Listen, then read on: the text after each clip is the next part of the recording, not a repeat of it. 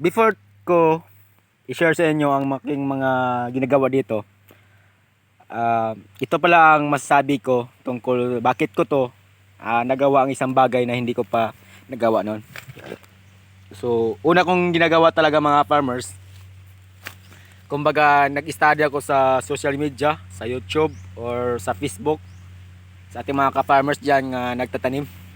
So, pinag-studihan ko po yung mga bawat galaw nila or nagtanong ako kung anong dapat gawin. So, may mga ka-farmers tayo din na nag-reply, ito gawin nyo, ito ganyan. So, para sa akin, may proof naman. Kasi nakita ko sa iba't ibang pamamaraan. So, na-realize ko talaga sa isip ko, kumbaga na-reminded agad ba na ito palang gawin ko. Ito ang pamamaraan ko rin na gagawin ko. So yung iba dyan, ginagaya ko lang po ang mga diskarte. Yung iba, dito talaga sa brain ko yan galing kung paano gawin yun. So ganito lang, ganyan lang po ang ginagawa ko mga farmers. Lahat ng mga problema ko about sa pagtatanim sa social media ko, pinag-aralan. At dito na nga gusto ko i-share sa inyo ang aking mga natutunan din. Baka balang araw maisipan nyo rin ang dapat nyong gawin. Maggawa rin ako ng ganito. So may malaking bagay na rin yan para sa akin na makatulong sa inyo. So ito mga ka-idol, pag-usapan na natin ang bawat galaw ko dito, bawat ginagawa ko dito. So let's go. So dito naman tayo mga ka-idol, mga paps. At dito lang po ang video natin, paulit-ulit na lang. At sana ma-encourage yung iba dito sa mga ginagawa ko. Malaking bagay na talaga yung mga ka-idol, yung pagtatanim talaga ng saging. So bakit ko to sinishare palagi sa inyo ang mga ginagawa ko dito. So nakikita nyo naman mga idol, every weeks ay may harvest na talaga tayo. So ipapakita ko sa inyo, i-update ko sa inyo nung Mayo 10 nung nag-harvest tayo ng saging.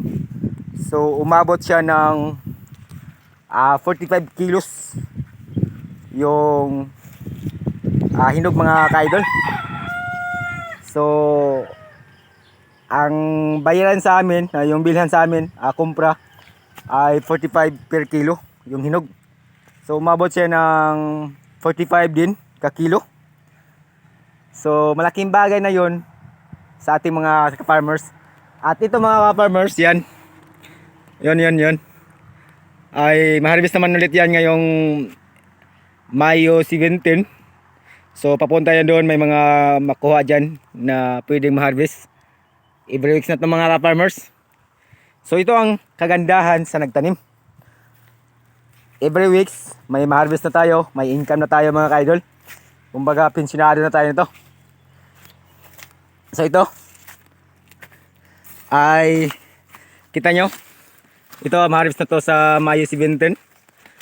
May mga kasunod naman dito. Ganito lang talaga ang buhay bilang isang na farmers. Napaka challenges talaga. So ito, yung mga talong ko dito mga farmers, iniisip ko na lang na putulin ko na lang yan para taniman po dito ng mais. Para sa aking mga manok na panabong. Ito, ma-harvest naman to mga farmers. Yan, ay sa sunod pa rin yan. At doon sa dulo pala, may mga ma-harvest na rin doon. Siguro mga 4 na bulig yun. Malaking bagay na yun. So ito, ma-harvest na rin yan next week mga ka-farmers. At dito na nga si John Stevie nag-focus ngayon. Balinis na rin sa ilalim. At may mga malaking kahoy na putulin yan para naman po mapagsak, hindi na tayo mahirapan. So dito ay marami pa talagang kahoy na putulin. So linisan ko talaga to.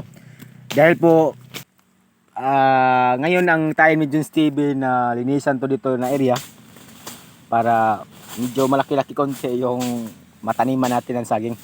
Malaking bagay talaga sa mga nagtatrabaho Katulad sa akin mga farmers na hindi na talaga bumalik sa construction worker, construction mga farmers.